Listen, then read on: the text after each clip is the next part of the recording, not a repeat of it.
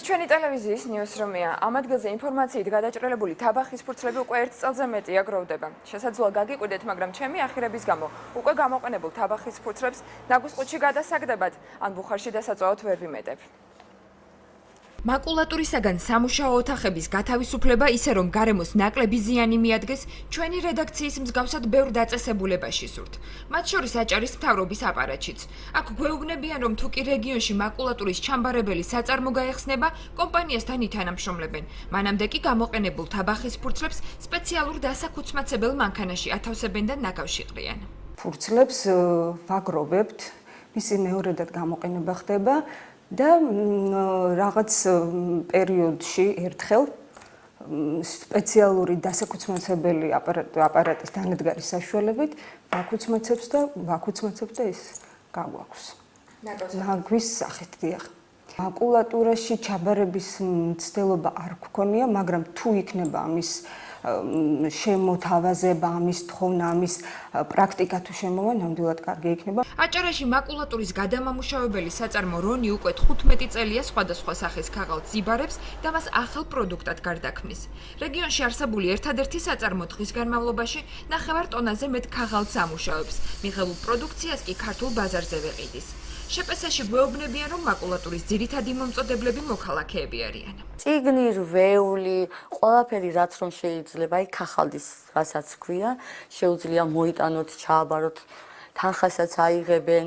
ყოფილა ისეთი შემთხვევა, რომ ვერ გადაამუშავეთ და ნაგავსაყრელზე არა, არასდროს. მხოლოდ ნაგავსაყრელზე მიდის, აი წიგნები, ცუდი წიგნები რომ მოტანი და ეს მუყაოს ყდებს. მთავრობის აპარატის მსგავსად გამოყენებულ თაბახის ფურცლებს სანაგვე ურნაში ათავსებენ აჭარის თითქმის ყველა სამინისტროში, სამთავრობო საქვეუწყებო დაწესებულებებში და ქალაქის თვითმმართველობაშიც.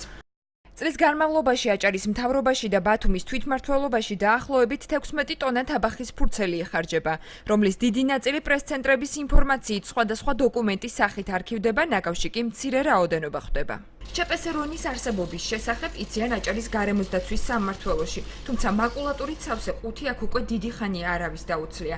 ამბობენ, რომ საწარმო ქალაქის მასშტაბით არსებული მაკულატურის გადამუშავებას ვერ ახერხებს. მათი ინფორმაციით ბათუმში თვის განმავლობაში საშუალოდ 20 ტონა ქაღალდის ნარჩენი გროვდება. ჩვენ შენობაში გვიდგას მწვანე ყუთი, სადაც ხდება ნარჩენების შეგროვება, თუმცა ის საწარმო, რომელიც დღესდღეობით თქვენ ახსენეთ მუშაობს, ვერ უზრუნველყოფს ადმინისტრაციულ შენობებში, სამინისტროებში, უწყებებში დაგროვილი აი ქაღალდის გადამუშავებას. მწვანე ყუთი ჩვენ არაერთხელ მივაწოდეთ აღნიშნულ ქაღალდის გადამუშავებას საწარმოს, თუმცა მათ ამის სიმძლავრეები არ ყოფნით და იძულებული ხდება, რომ კვლავ ნაგავსაყრელზე მოხდეს. ახლობით 15-18 ტონა ხდება ნაგავსაყრელზე. 1 ტონა მაკულატურის გადამუშავებით 17-დან 24-მდე ხე იზოგება. ქაღალდის ნარჩენის გადამუშავების მნიშვნელობაზე არასამთავრობო ორგანიზაციის კავშირი მდგრადი განვითარებისთვის წარმომადგენელი გვესაუბრება. მადონა პირველაშვილს ევროპის ქვეყნების მაგალითი მოყავს, სადაც ნებისმიერი სახის ნარჩენი განიხილება როგორც რესურსი. იზოგება ძალიან დიდი რაოდენობით რესურსი, ამ შემთხვევაში ხე, ტყე იზოგება.